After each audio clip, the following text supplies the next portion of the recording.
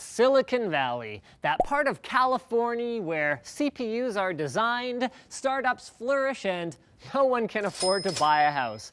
But did you ever stop to think about why it's called Silicon Valley? Why exactly does silicon seem to be so universally used for electronics instead of some other material like copper, graphite, or potato? Well, silicon has a number of properties that make it unusual among chemical elements. Right now, scientists know of 118 elements, and of those, only 6 are commonly classified as metalloids, silicon being one of them.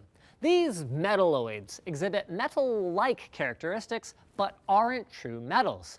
Usually, they have a silvery, shiny look, like true metals, but instead of being malleable, they're often quite brittle, meaning they can break apart easily. And although they can conduct electricity, like metals, they aren't quite as good at it, which is where the word semiconductor comes from. This semiconductivity is especially important because, while obviously computers and other things that use microchips need electricity to run, their whole principle of operation relies on being able to let electricity pass through certain transistors selectively, which you can learn more about in Their whole principle of operation relies on being able to let electricity pass through certain transistors selectively, which you can learn more about in Their whole principle of operation relies on being able to let electricity pass through certain transistors selectively, which you can learn more about in this video. A normal metallic conductor would let electrons through too easily, meaning way too many transistors would light up at once, and your CPU wouldn't be able to process instructions correctly, which is okay if you want your computer to serve as a very expensive paperweight, or a cheap one, I guess, as it were. Which is all fine and good then, Linus, but you still haven't answered the question. Why silicon specifically, instead of some other semiconductor like germanium? Well, although Silicon Valley might be an expensive place to live, actual silicon is quite cheap, and it's also pretty easy to find in the Earth's crust. In fact, silicon is one of the most common elements in the universe. So it's fully possible that spacefaring civilizations in some distant galaxy are using silicon CPUs to play Plants vs. Humans or whatever. Silicon also has other benefits, such as being able to operate well at a wide temperature range, stock coolers, am I right? And it can be easily doped with other chemicals that are necessary for microprocessors to work. For example, it's quite easy to form an insulating layer of silicon dioxide just by sticking silicon into a hot furnace. The tiny transistors in a CPU need insulated areas to further control and direct the flow of electricity with precision, so silicon's versatility makes it a natural choice. But even though silicon has proven to be extremely useful, it is not perfect. Although it's cheap and abundant, there is a trade-off with how quickly it can conduct electricity. Other semiconducting materials can move the electrons around faster, meaning that they could be used to make higher performance processors, albeit at a higher cost. And another limitation of silicon will mean that it will not be the universal material in our processors for too much longer. Transistors keep being made smaller and smaller and smaller in order to make our chips more powerful and more power efficient. But we're getting to the point where silicon can't be made into transistors much smaller than what we have already due to its chemical properties. In fact, Intel has already announced that for its 7nm chips that could be released around 2020, it will be using something other than silicon. To put that in context, 7nm is only about 35 atoms wide. So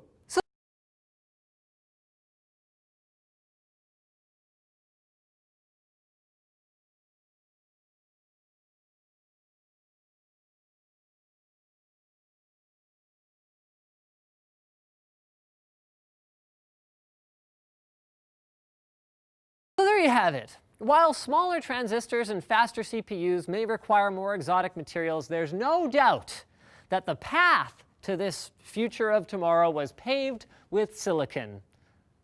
I mean, quite literally, really, if you think about it. They used to use it in, like, pottery and bricks. They still do use it in bricks, if you count.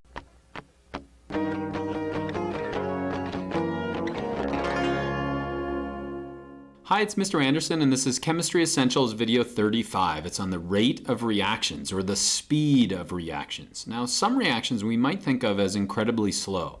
In other words, the rusting of this train car is going to take years and years to occur, to fully complete that reaction, if it ever is completed. But if we wanted to speed that up, we could do it by increasing the surface area of that iron. And we do that in a hand warmer. A hand warmer is essentially a bunch of iron that has been shredded to increase surface area. And so when you pull it out of a bag, it's going to combine with the oxygen and it's going to create a certain amount of heat. And that happens really, really quickly.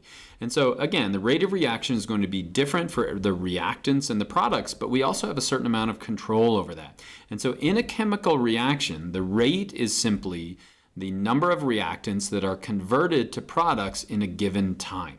And so let's say the red and the blue represent reactants, and we combine those together to make products. The more quickly that we can do that, the faster our reaction rate is going to be. And there are a number of things that are going to affect that.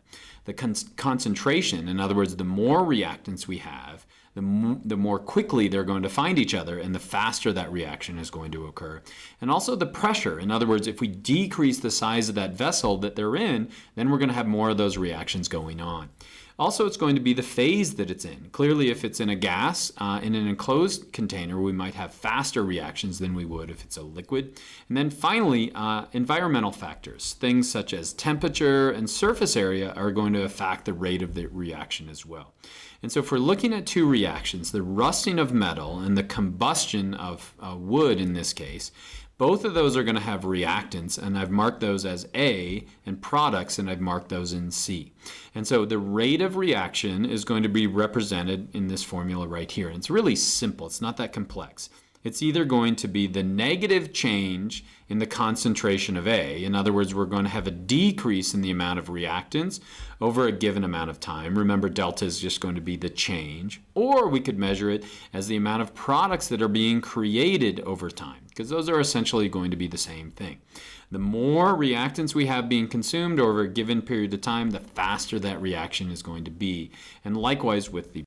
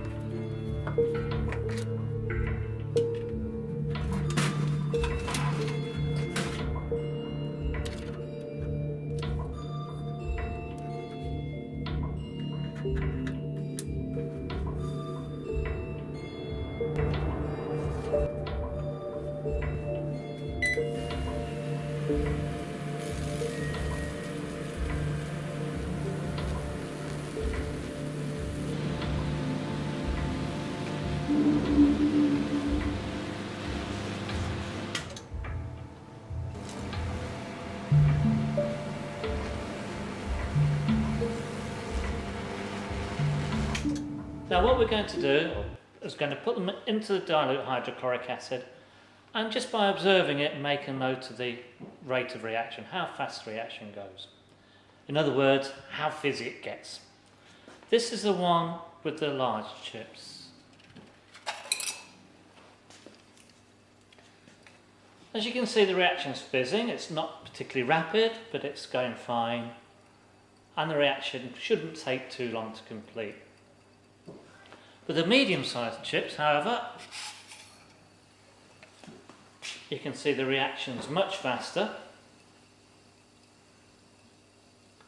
And then we come to the powdered calcium carbonate.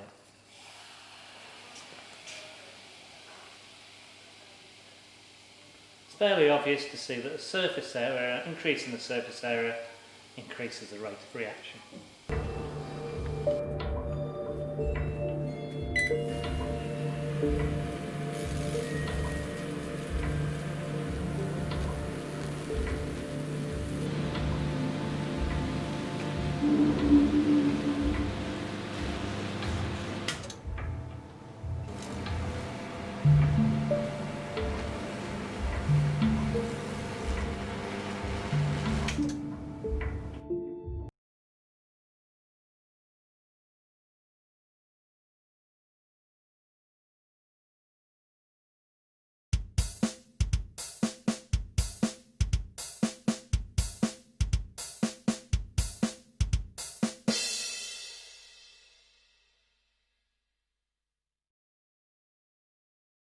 Welcome to another segment with Dave and myself, and today, first thing in the morning, I'm going to talk about my favorite subject, vaginas.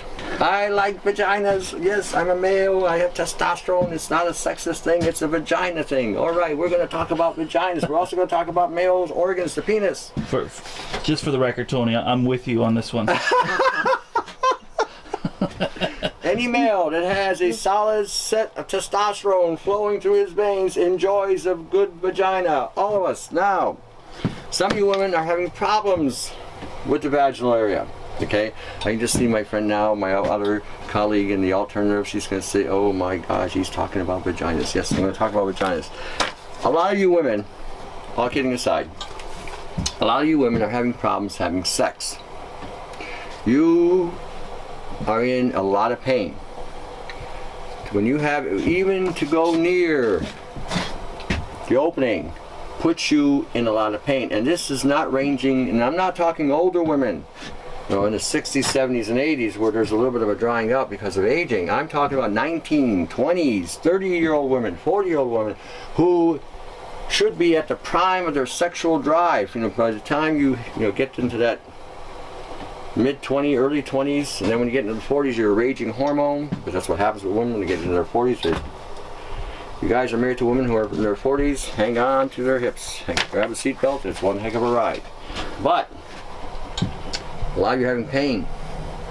A lot of you cannot have intercourse, or if you are having intercourse, it is excruciating painful.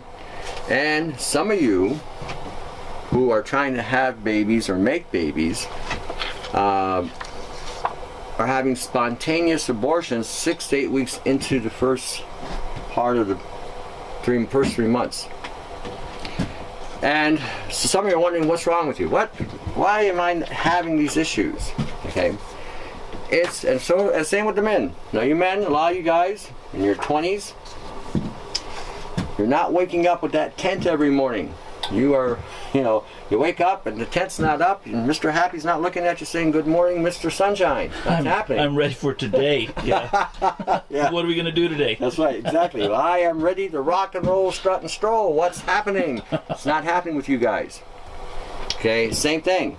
You're both genders, and I'm not talking, again, 70 and 80-year-old men. I'm talking 19, 20, 30, 40, because I get emails all the time.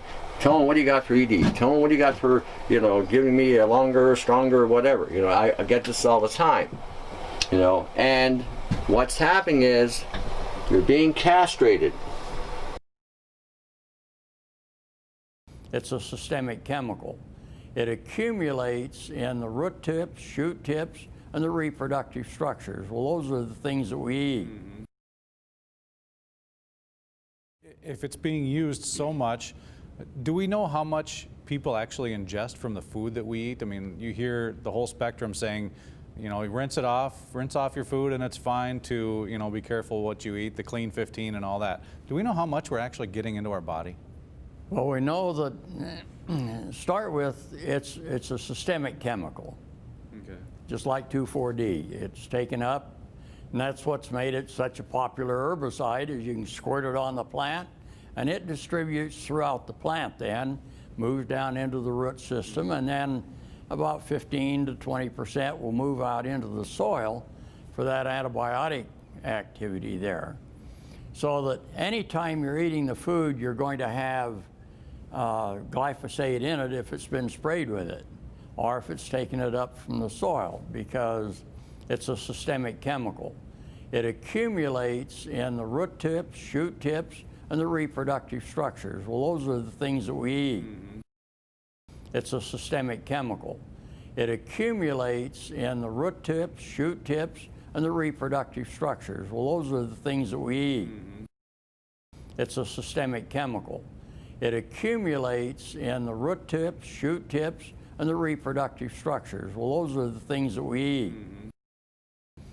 We know that our levels in the surveys that have been done, and they're be nice to have a lot more data, but we know that our levels are anywhere from 16 to 160 times what they are in Europe, where they don't have the genetically engineered crops grown. They do import soybeans and feed it to the animals.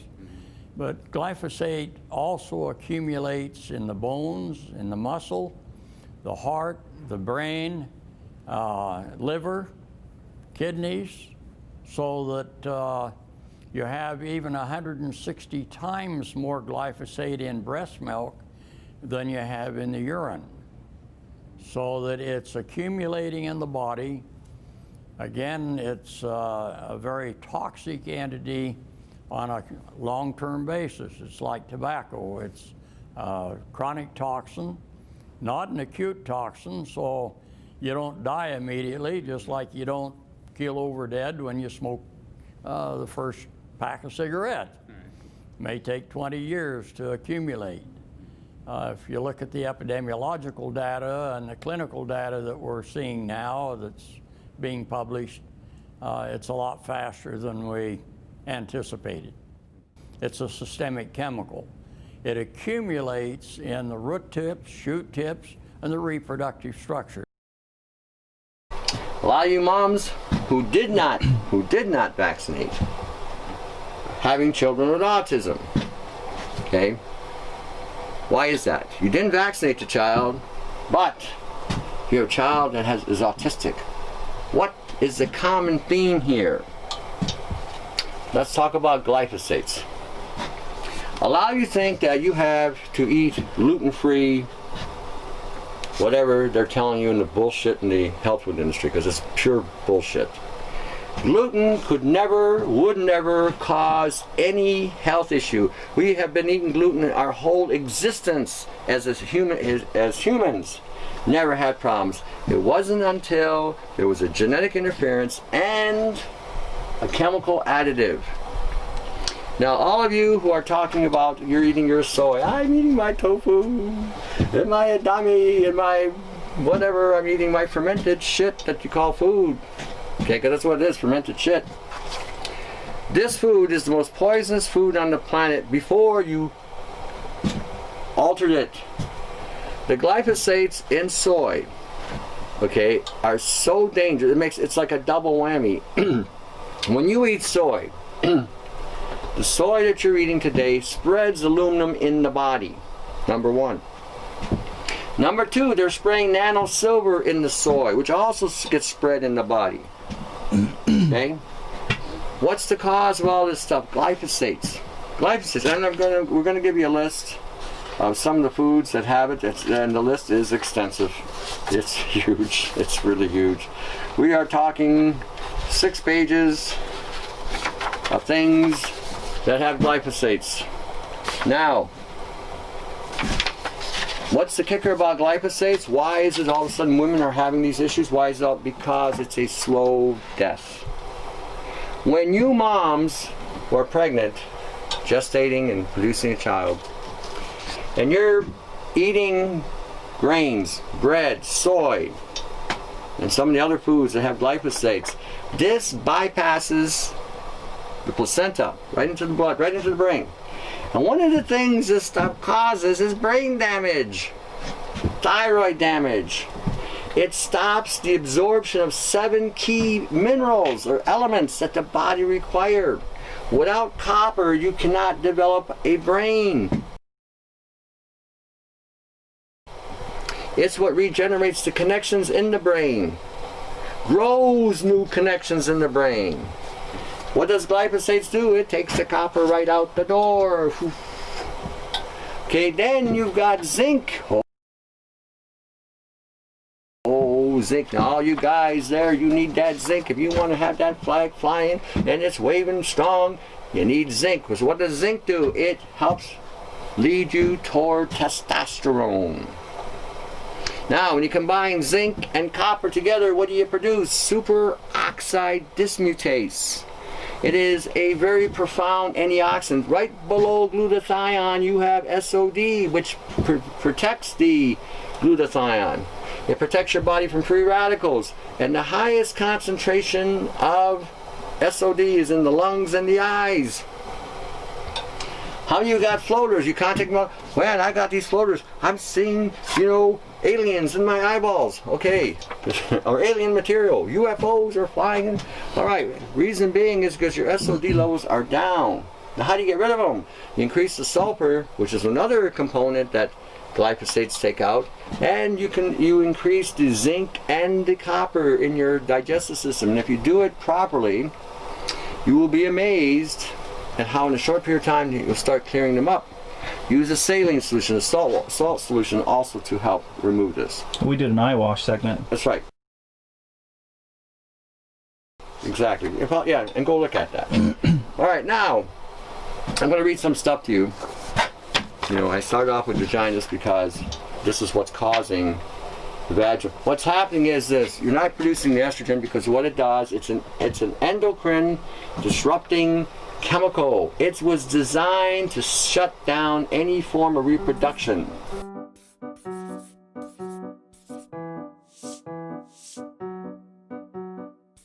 If you've been listening to the news at all, you've probably heard about the dangerous chemicals that are called endocrine disrupting chemicals, or EDCs.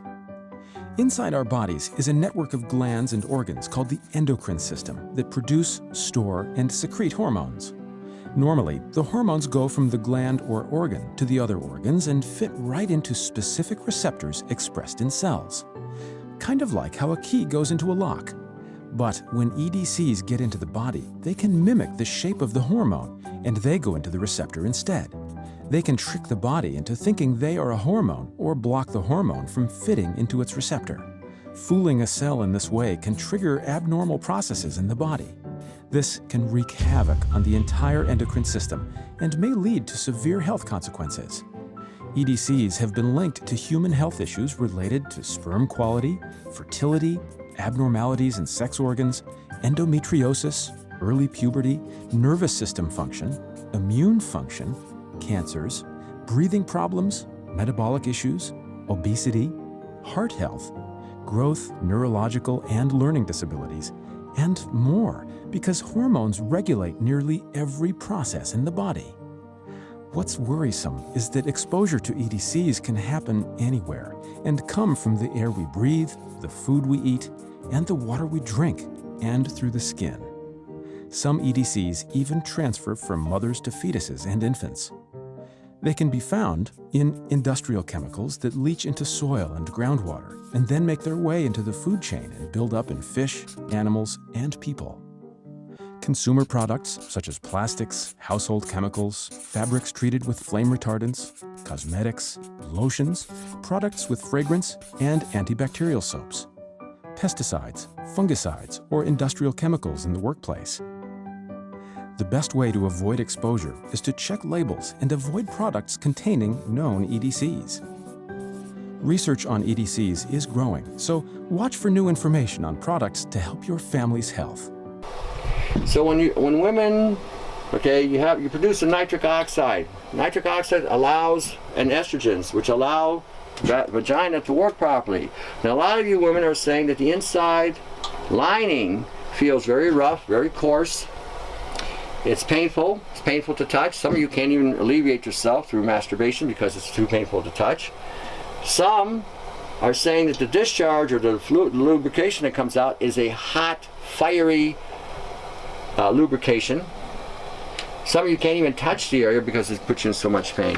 And that's what it does, because it's shutting down the estrogen that's required for your bodies to have a healthy reproductive section so that you can have intercourse. Same with the guys. It's blocking the androgens. The androgens is what, testosterone, the highest concentration is the heart. And a lot of you tell, I'm tired, I feel weak, I don't know what's wrong with me, because your testosterone levels are being bled right out of you. And nobody is touching this in the health industry. We're dancing around saying, oh, gluten-free, you should be gluten-free. Now, the lunacy behind gluten-free is gluten is a protein in every grain. Doesn't matter if you quit eating wheat, it's in something else. It's a protein that your body uses. So gluten is not the issue. And for those of you who have candida saying, well, I got candida, so I'm supposed to eat gluten-free. When you see something saying gluten-free, you better start thinking genetically engineered. Because if I'm taking that gluten out of that grain and feeding you this cardboard or whatever this was left over, okay, I'm just feeding you pure sugar. This is why I tell you all the time, leave the grains alone. There is not one out there that's worth eating. Some say, well, what about quinoa? What about, leave it alone. Leave it alone. You're so addicted to this stuff, you guys, and this is what I hear all the time. Well, oh, you're loaded with glyphosates in the colon. Yes, it's loaded. And then you want to eat more stuff to feed it. And it has nothing to do with gluten. This is what I'm saying. This is the lunacy in this industry. Oh yeah, gluten. Meanwhile, glyphosate back at the ranch. The voice is really doing it for me. Well, because this is what I get all the time. I get about 300 emails and YouTubes and every day, and I try to answer everybody. And that's becoming a full-time job. We've got to get a studio so we can just do this and not anything else, because this is taking up all the time. Even for my research, I was like, what the hell, answering these people. Anyhow, you are being bamboozled. The health food industry is run by the drug cartel. End of story. Okay? Fish oils. Nobody should be eating that shit. It's just shit. It's leftover shit from the fish industry. That's what it is. And then they say, well, we distilled it, and we took out the mercury. You can't take out the mercury. It's in the fat, and it accumulates. Oh, have your fish oil. Soy. Oh, that's a good one for you. Yeah, it'll protect you from nothing. It'll shut you right down. And then on top of that, we took a poisonous plant, because if you go look up poisonous plant in the database of the FDA, those effing dumbasses, okay, go look up there, because they did the research on this back in the 50s when they had some credibility. And you look up soy, there's over 244 studies showing you how dangerous this shit is. And oh yeah, it's in the health food industry. And I'm going to show you something. We're going to go a little off topic. I'm going to show you how they screwed everybody up. Now, this is going to be, we're going to talk about racism on some level here. So don't take this in any way, shape, or form that you have a superiority because of what's happened. Now this is, see, we got even a little high-tech board now. Oh yeah. See? It's... Now we're going to talk suburbs here, because this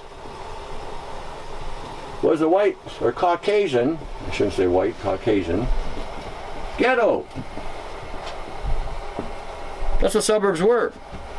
Okay, this is your inner city. Okay, this is where the kids with the suntan live. Another ghetto. Now if you notice, they're separate. You notice this? This is what they call a double blind. Now over here, you have the Asian persuasion. Okay, over here, you have the brown race. East Indian, Mexican, Hispanic, whatever, okay? And over here, in the reserve, you have the natives. Now what did they do? Okay, they got everybody here, so you can understand how they divided and conquered the races here, so you can get over this racial bullshit that most of you are believing in. Because it has nothing to do, I can't even believe that in 2015, we still have racial issues that we're dealing with that I'm thinking, didn't we outgrow this? Okay. Here, they were drugged. They had the jobs, they had the money, but what did they do? They debilitated them with drugs, pharmaceutical drugs, okay? In these cultures here, you go to the grocery stores in all the different ethnic cultures, especially the native, Okay, and what did they do? They put nothing but endocrine disrupting chemicals in the food, in their grocery stores. Since you didn't get anybody, you know, any major chain here, you had whatever markets here, markets. And for those of you who are of different cultural ethnicities, you can see this. You go to the grocery stores and start reading those labels. I keep telling you, read those bloody labels. Okay, and the natives, basically, they just basically screwed them. They separated them just like they separated the Caucasians, okay? People of color, basically. I'm going to try to keep it in that terminology. It's not a black and white thing. People of color ethnicity. And so what they did is, with the natives, they sent them grains, white breads, white sugars, all these things, and these were all GMO. Okay? In the inner city, GMO. So those of you with the suntan, the real dark suntan, you're getting poisoned with high levels of glyphosates.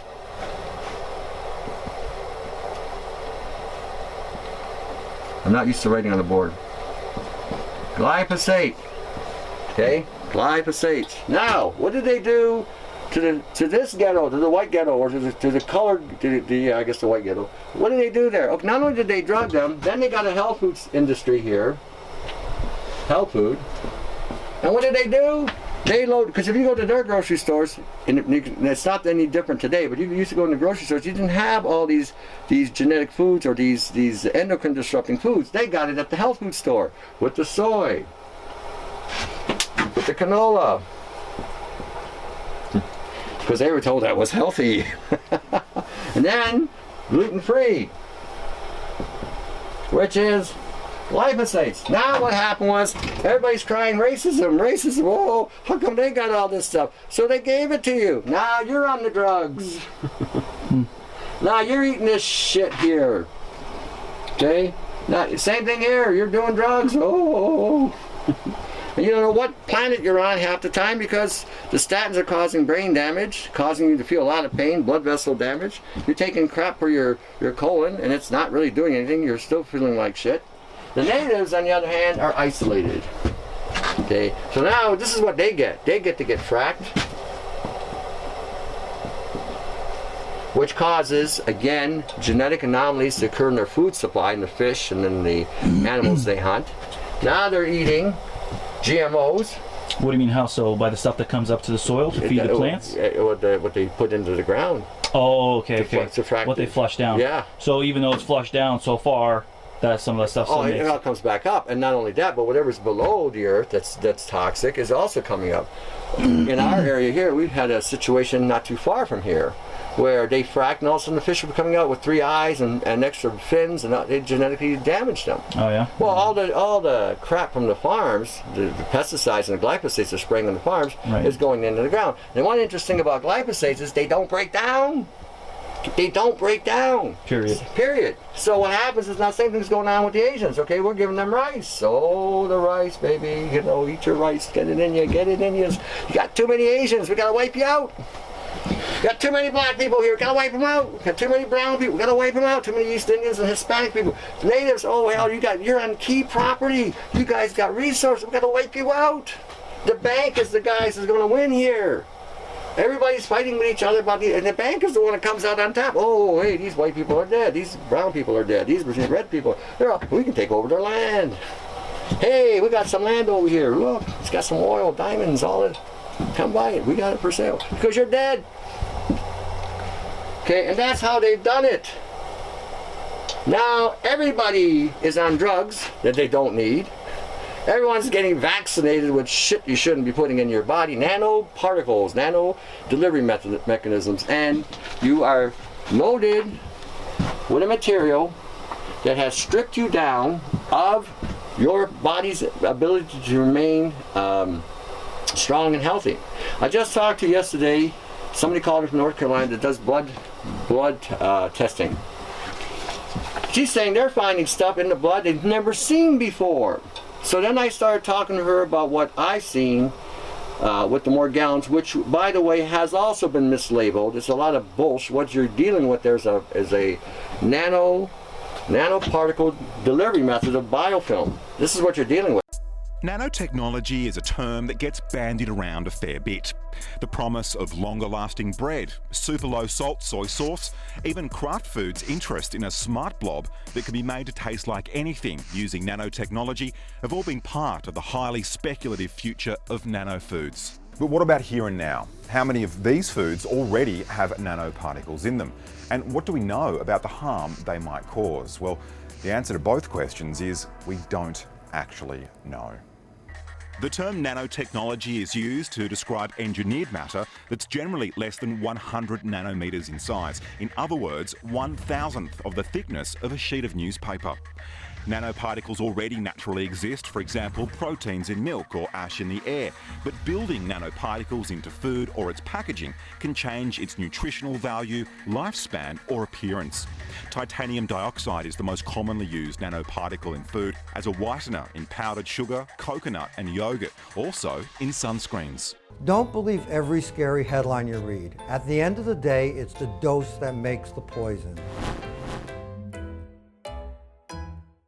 We hear so many stories about chemicals and cancer, it's hard to pick out which products are safe and which aren't.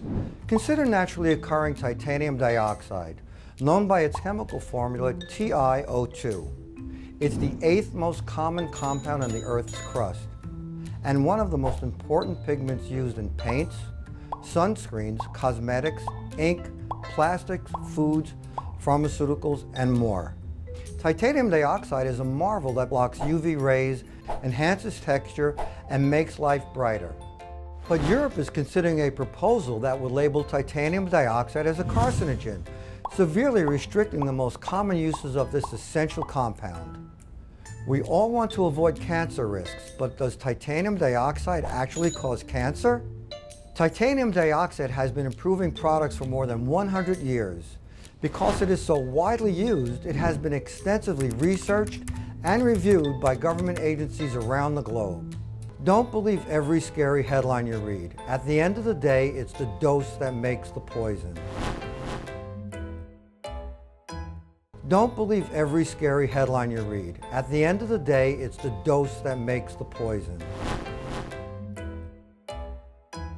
Don't believe every scary headline you read. At the end of the day, it's the dose that makes the poison.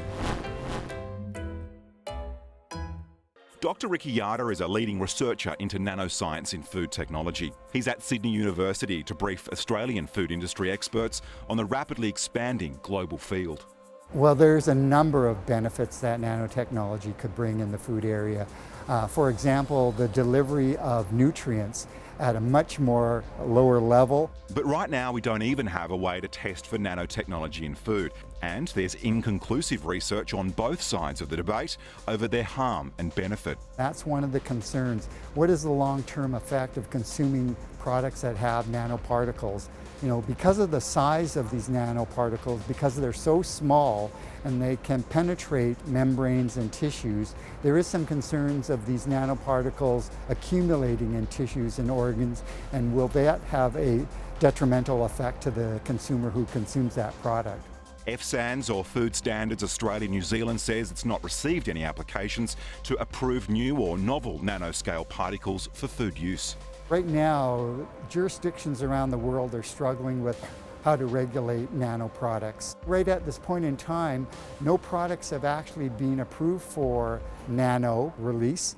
But Friends of the Earth estimates there's now hundreds of food products available in Australia that may contain nanomaterials. Without any doubt at all, there are nanomaterials in food contact materials, and in agriculture already available in Australia. Foods to which children are exposed, such as Mentos, donuts, M&Ms, and Cadbury's chocolate, we have no idea what is on the market here, and we have no idea what their impacts are. And it is our regulators that are responsible for tracking that and regulating that, and they're just not doing it. We contacted Mars Australia for comment and were unable to find a local spokesperson for Mentos. For their part, the companies deny that they use nanotechnology in their products. Meanwhile, in the void left by little or no regulations, brands are being slippery about their definition of nanotechnology. There's a basic assumption I think you can make that if there are new or novel ingredients in food, then the onus of proving that the food and the ingredients are safe should rest on the manufacturer and on the regulator. Remember the whole GM debate? That was when consumers pressured food manufacturers into clear labelling, so at least while there was ongoing research, they could know what was in their food. You know, with GM, we debated for the longest time at what level did that GM or gene have to be at in order for us to label it genetically modified. And I think we're going through those same debates again. The consumer's right to know what's in their food supply system. And again, that's a debatable topic right now. While part of the problem is that nanotechnology particles are a relatively recent addition to the food stream, the other part is that we just don't know which ones and what they might be doing. And you're getting it initially from here, because this is stripping down the body, so your body's defense mechanisms are not there. You don't have the copper to protect you from mold, algae, or viruses. Anybody today is telling you not to use copper, tell them they're FOS. You need 10 times the copper that they're suggesting today, because this stuff strips the copper out of your body, which now means you can't metabolize iron. How many of you are having anemia deficiencies because your copper levels are gone? Okay, so it starts from here because you're stripped down. Then they chemtrail you. Hey, oh, we can do the chemtrail thing now. Oh, hey, this actually works. Something tells me, Tony, you're going to be using this quite a bit more often now. Maybe. I can't draw worth of shit, but I can illustrate. And I can swear a lot too. I'm good at that. All right, chemtrails. Here's the lines. On this Thursday, we had a little cloud cover in the morning hours, a couple of showers as well, but nothing like what they're getting in the eastern half of the U.S. As you can see, we've got rain and snow stretching from the Great Lakes all the way down to Florida, at times creating some major problems. This is the same line of action that blew trucks off the freeways yesterday in Iowa, created some downed trees. We had hail from pea to golf ball size throughout much of the upper Midwest Plains states, and of course it's still going on. Our fear is that rain in New England could create flooding issues yet again for folks in Maine, New Jersey, for example, perhaps all the way down to the Carolinas. Here in the West, we're seeing a brief break, but there is a chance for more showers coming our way by the weekend.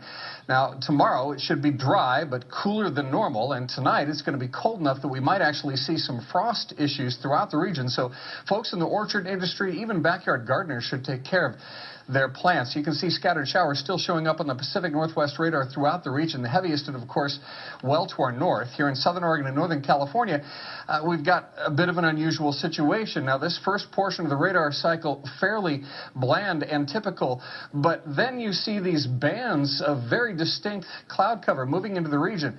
That is not rain, that is not snow. Believe it or not, military aircraft flying through the region is dropping chaff. Small bits of aluminum, sometimes it's made of plastic, or even metallicized paper products, but it's used as an anti-radar issue, and obviously they're up there practicing. Now, they won't confirm that, but I was in the Marine Corps for many years, and I'll tell you right now, that's what it is. 50 in Medford right now. And the disinformers will tell you, oh, it's just condensation trail. This, see, if you can see the steam here, that's condensation. See, it goes away, whoo, gone. But those lines in the sky are above you. And then they spread them. 23 hours later, those particles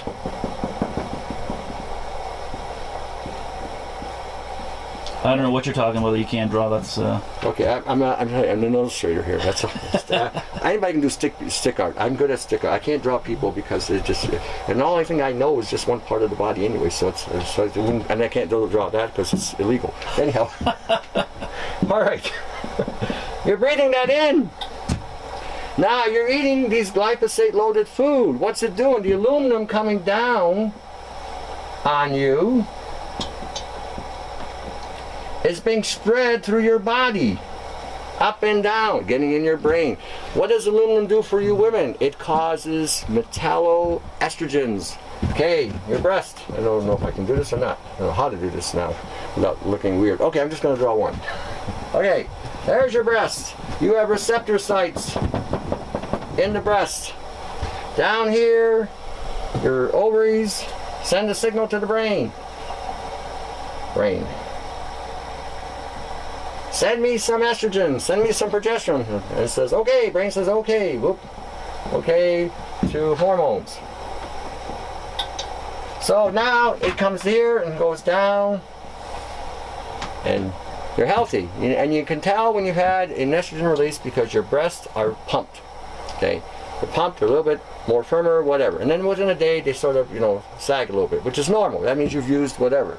Now, if I'm adding aluminum to it, what happens is the aluminum gets into the hormone, and it's like it turns on the switch. On. Okay, switch.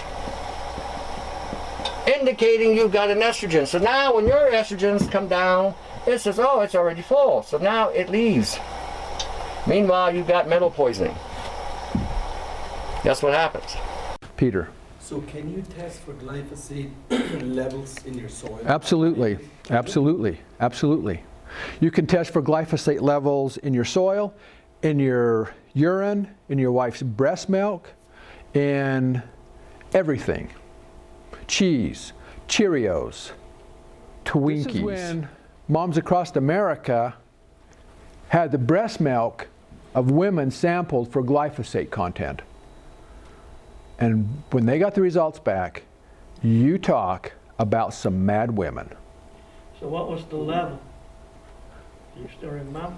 Oh, I don't. I pulled this study a week ago because I'm doing it for the chickens. I'm putting all that together in the chicken information. I can't remember. I didn't write it down. I just read it, so I lost it, Ed. But the glyphosate level is way, way, way beyond what it should be in our systems. And so glyphosate now has been largely determined to be carcinogenic, okay, because it destroys the balance in our systems. Well, those people who have made glyphosate and use glyphosate, I mean, it unfortunately is a mainstay in agriculture. And it's worked very effectively, but what we have done is we have toxified our soils. Then we have toxified our food system because every disease that we have in the human population has been on a dramatic rise in a serious way since we did genetically engineered crops that were sprayed directly with glyphosate. We used it as a burn down. We've been using glyphosate since the mid-70s, but it really escalated. Worldwide, right now we use 3 billion pounds of glyphosate a year. The US uses 300 million pounds of glyphosate a year. And we do this year after year after year after year. So let's just take corn for half a minute. Glyphosate corn's GMO. We spray it once or twice with glyphosate. It's systemic, goes into the plant, goes into the grain, goes into the ethanol, goes into your gas. So when you start your car, you create exhaust, you now have airborne glyphosate. Where isn't it? Corn syrup. Soy. What's soy not in? 95% of corn is GMO. That percent or higher of soybean is GMO. So where don't we have it? Canola, GMO. The vast majority of it. So you're either spraying it with glufosinate or glyphosate. And glufosinate is just a sister product to glyphosate. One was started by Monsanto, the other one was done by Bayer. But they're twin sisters of the same evil mother. So that's what we have out there. And so we have all of these genetically engineered products that go into our food chain, and we just consume these. Well, this glyphosate now is in our systems. It's in our poultry systems. It's in our cattle systems. And so right now they're doing a direct cause and effect with glyphosate and Clostridium botulinum. And we're now seeing more and more infant deaths from chronic botulism poisoning because as the children are fed, the breast milk could be coming from the mothers. A lot of your sudden infant death syndrome that they just said, gee, we have a protein imbalance in the blood or whatever. A lot of it, most of it is misdiagnosed. The big part of it is coming from glyphosate stimulation of Clostridium producing the botulinum toxin, and it's killing the babies. That is a traceable event. Because when they take and they culture for that organism in these children, these infants that are dying, this is the change. I was at the organic ceremony they had in the Great Falls here, and they said glyphosate in a loaf of bread, you could find 400 parts per million in a loaf of bread. That's how bad glyphosate is. Well, and see, this has become a practice, and this is how it happens. A lot of wheat farmers and barley farmers will use glyphosate as a desiccant.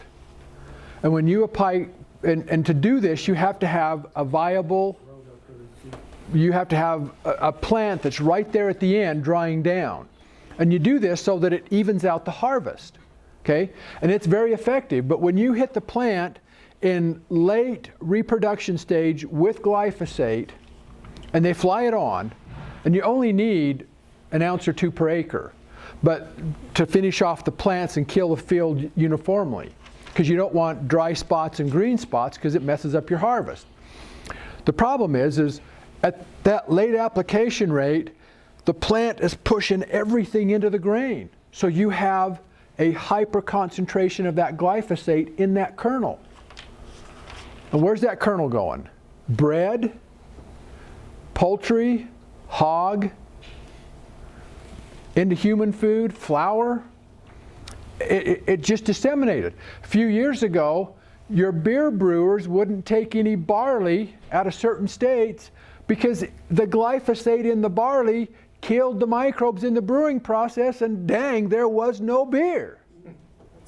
That was scary.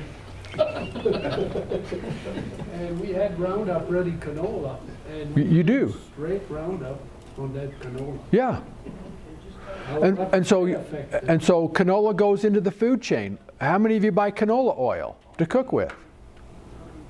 Glyphosate in all of that. And so this glyphosate does a very fast job of altering every biology in every environment. Our guts, our animals, our soils. And when we alter that biology, now we alter the nutrition, we alter the health. So pathogens, again, always produce toxins. Beneficials produce nutrition. I don't want to shift my population into all pathogens. This is how it damages us. So when we do things that alter our gut microflora, we are producing pathogens that then produce mycotoxins, neurotoxins, vomitoxins in us. Well, we're not designed to handle this kind of stuff. So your gut microflora is going to control 85% of your immune system. Does the same in the soil, same in our animals. And so which guys are we encouraging? Well, this is the problem. Glyphosate is everywhere in our environment. Everywhere. It's in our water, it's in our air, it's in our soils, it's in our seeds. It's just prolific. So what we have to do, and the defense that we have, is we can't keep putting in a toxin and just have it kill the good guys and push the bad guys. We have to reinforce the soil microorganisms with the good guys. We have to reinforce our gut microflora with the good guys. And this is the problem with agriculture. We're very good at killing things. We are not good at putting the good guys back. That's the balance that stops all of the toxin production and the bad guy overload. We have to put them back in. And then they can deal with the damage to the system. That's how we restore the systems. Now with you guys, okay, it's the same principle, except you don't have breast, you have testicles and other parts of you. Same thing happens, the testicles, and then when you have enough estrogen, before I go on, this one says, okay, we got enough, and the brain says, okay, shut up. This is a Coles Notes version. Now, if you don't go from estradiol to estriol, to estriol. If you don't get here, and this sticks around and this sticks around, you've got a problem. Now for the male, it's the same thing, okay? Where is this here? Just to clarify, when you said it leaves, does it get excreted or just excreted? Okay. Yeah, I mean the liver processes it and pulls it out. Okay. Okay. I mean we got a redundancy, or we got a feedback loop that, you know, when same with the guys. So if you guys, you got a testicle says, okay, send your hormones, send your testosterone. Okay, get it down there. So what happens is your brain says, okay, so now the other one says, okay, stop. We've got enough. No problem. But what happens here, the prostate, okay, instead of having zinc, which again regulates the testosterone on the receptor sites, the same kind of thing happens. You have a receptor, but now instead of having testosterone, you have aluminum, which produces estrogen, and then you wonder why your T levels are down. That's from the chemtrails. Yay, chemtrails.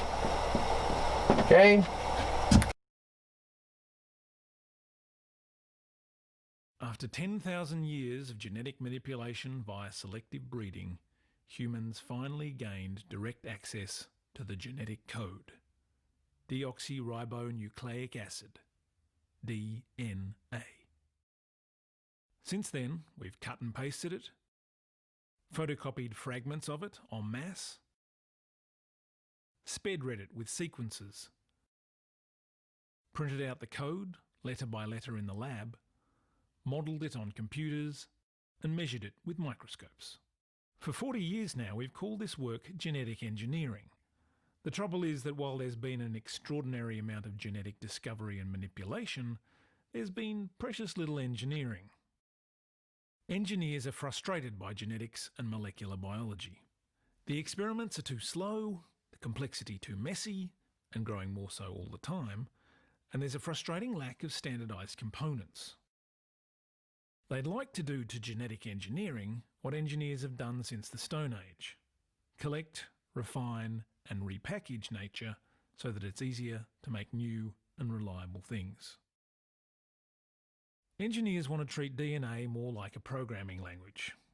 Instead of ones and zeros, A's, T's, G's and C's. They want to use DNA to write simple, Lego-like functional components, inspired by but not found in nature, and then run them in a cell instead of a computer. The only difference is this software builds its own hardware. They call this re-engineered genetic engineering synthetic biology. Nowadays, rather than cut and paste the DNA sequence out of one organism and into another, you can, if you know what you're doing, just type your DNA sequence into a computer, or copy it from a database, or even select from a growing component catalogue. And then you just order it over the internet. Yes, really. The DNA sequence may be copied from nature, but the DNA itself is made by a machine. It's synthetic. The raw material for synthesizing DNA is sugar, $25 of which will buy you enough to make a copy of every human genome on the planet. The chemical letters are fed into the DNA equivalent of an industrial inkjet printer. In goes your sequence information, and out comes DNA, at a cost of less than 40 cents per base pair and getting cheaper all the time. It's then freeze-dried and shipped to your door.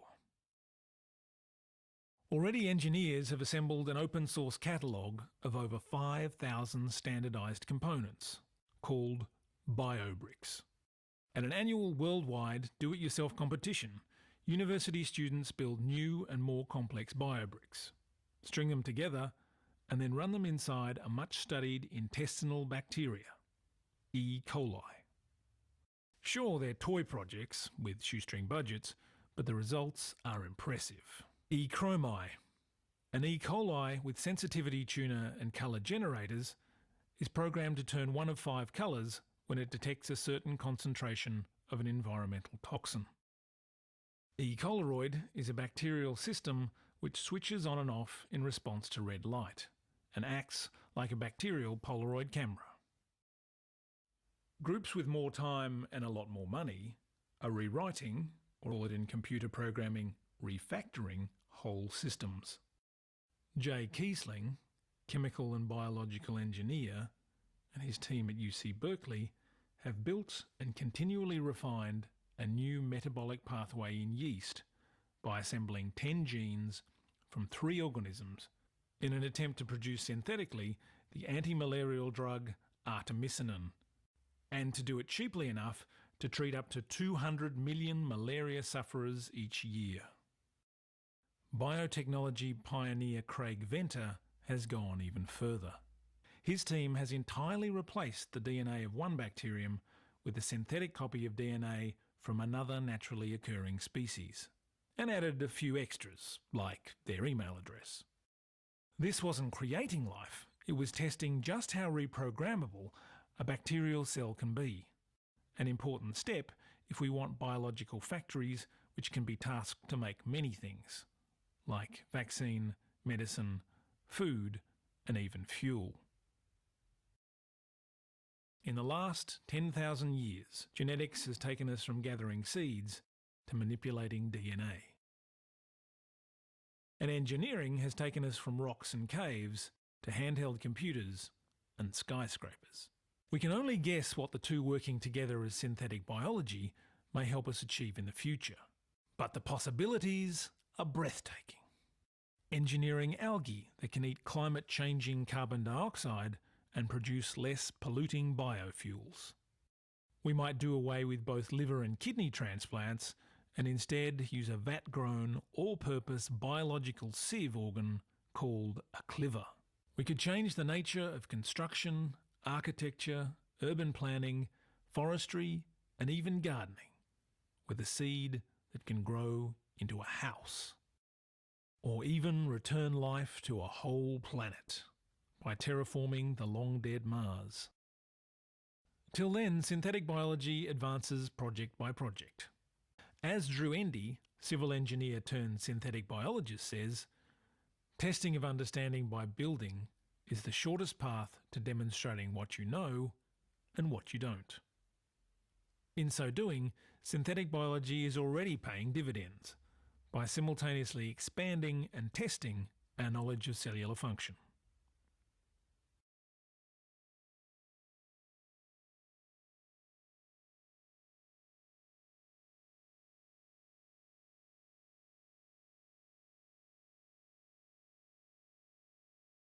Now, your homework assignment is going to be, I want you to go on YouTube and I want you to watch Chemtrails, The Secret War. I'm going to write that down because I know people are going to forget this.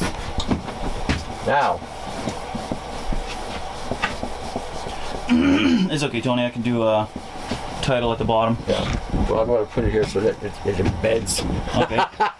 Okay. Chemtrails. The Secret.